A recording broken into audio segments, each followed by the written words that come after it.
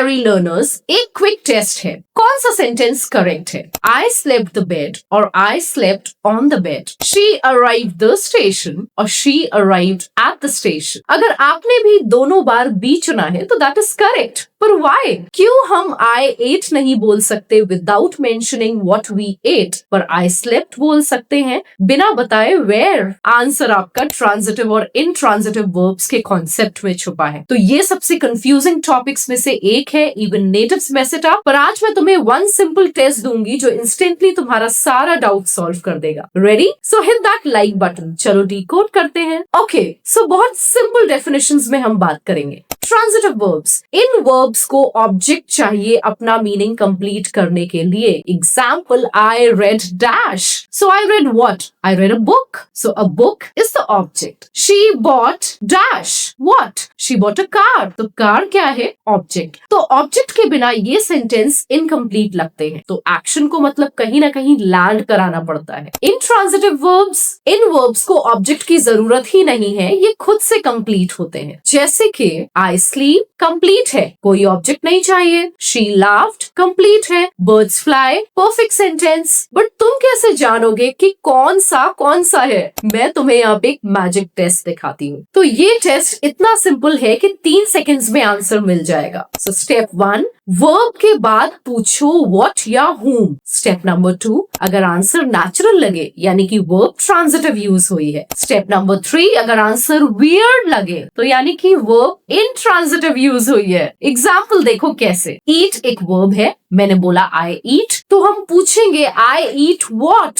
Answer food, pizza, apple, बिल्कुल natural. यानी result क्या है? ईट एक ट्रांजिटिव वर्ब है। एग्जाम्पल नंबर 2, आई स्लीप, पूछो आई स्लीप व्हाट? तो आंसर बेड, चेयर। ये तो वियर्ड सा लग रहा है, ठीक है, फिट भी नहीं बैठ रहा, तो रिजल्ट क्या है? स्लीप एक इंट्रांजिटिव वर्ब है। तो example number 3, arrive, he arrives, पूछो he arrives what? The station? No, weird लगता है क्योंकि हम बोलते हैं अराइव्स एट द स्टेशन। तो रिजल्ट अराइव आपका इंट्रांजिटिव वर्ब है। तो समझे? बस व्हाट या whom पूछो वर्ब के बाद, नेचुरल आंसर मिले तो ट्रांजिटिव मतलब ऑब्जेक्ट चाहिए है, वियर्ड आंसर मिले तो मतलब इंट्रांजिटिव वर्ब, ऑब्जेक्ट नहीं चाहिए। अब बात करते हैं कुछ ऐसी वर्ब्स के बारे में जो दोनों ही होती हैं, यानी कि वो ट्रांजिटिव भी हैं और इंट्रांजिटिव भी हैं। तो एग्जाम्पल नंबर 1, ईट, इसका इंट्रांजिटिव यूज, आई ईट एट 7 PM, यानी कि कोई ऑब्जेक्ट नहीं है, बस ईटिंग एक एक्शन हो रहा है। लेट्स ईट टोटली कंप्लीट है, कोई ऑब्जेक्ट नहीं चाहिए। अब इसका ट्रांजिटिव यूसेज, आई ईट पिज्जा, यानी पिज्जा क्या है? Object. She Yeats vegetables, vegetables क्या है? ऑब्जेक्ट। एग्जाम्पल नंबर 2, एक वर्ब ले लो, रन, इंट्रांजिटिव यूसेज देखो, आई रन एवरी मॉर्निंग, कोई ऑब्जेक्ट नहीं है। ट्रांजिटिव यूसेज देखो इसका, शी रन्स अ बिजनेस, तो बिजनेस क्या है? ऑब्जेक्ट। एग्जाम्पल नंबर 3, सिंग एक वर्ब है, इसका इंट्रांजिटिव यूसेज देखो, she sings beautifully, no object. She sings a song, song क्या है? Object. Now let's understand top 3 common mistakes. Mistake number 1 है transitive verbs बिना objects के गलत। I bought yesterday, bought what? She made last night, made what? तो सही क्या है? I bought a phone yesterday, she made dinner last night. Mistake number 2, intransitive verbs में unnecessary objects को fix करना गलत है। I slept the bed, sleep intransitive है। She arrived the station, arrive intransitive है, तो सही क्या है? I slept on the bed, यानी कि एक प्रेपोजिशन चाहिए। She arrived at the station, यहाँ पे भी एक छोटी सी प्रेपोजिशन चाहिए। Mistake number 3, confusing pairs, raise transitive versus rise intransitive. So the sun raises,